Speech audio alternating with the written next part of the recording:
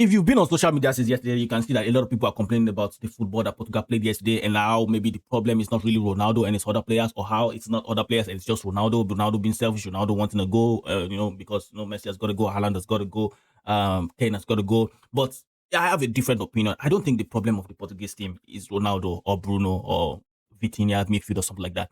I think the problem is the coaching. Yeah. Now, walk with me here for a minute.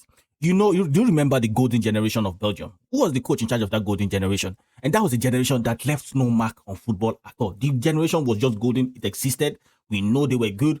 But then when it came to the club, when it came to the country, they just didn't perform. They were always disappointing. And it's not a coincidence when it is the same coach that was in charge of that team that is now in charge of this Portuguese team that is supposed to be their golden era also. Because if you look at this Portuguese team, it's probably the best squad that they've had in ever, basically, because they have probably the best midfielders in football right now, in Vitinha, Neves, and Bruno Fernandes, the kind of assist he's making, even Bernardo Silva also. And then they have probably the best left back in Nuno Mendes also. They have fantastic wingers. They have defenders that can fight anything off. They're probably one of the top 10 goalkeepers in the world right now in the team. And then they have also a decent bench. And even their right back is solid. It's not like oh, he's the weakling or something like that. And even their bench is still solid also. So you have to wonder why.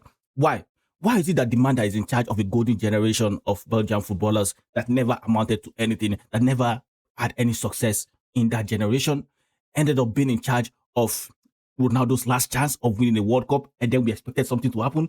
We must be delusional, aren't we? Because look at a team that had Hazard, Lukaku, De Bruyne, Witsel, Martins, Vertonghen, Company, Adebayor, Courtois in goal, and they did not do anything. There was no part. The team had no impact on football, and the football they played was disappointing most of the time.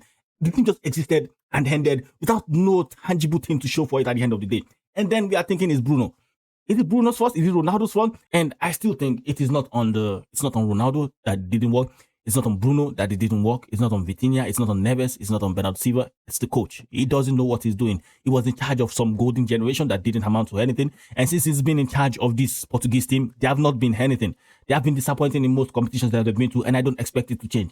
They either have to change the coach, or the coach has to realize that, hey, I suck at what I do and I should make changes. He has to realize that he has to make changes, or Portugal are still gonna remain in this mess that they are in. At least that is what I think. Now, if Portugal goes ahead and win this competition, I'll be excited for them. But from what I can see under Roberto Martinez, I don't see it happening.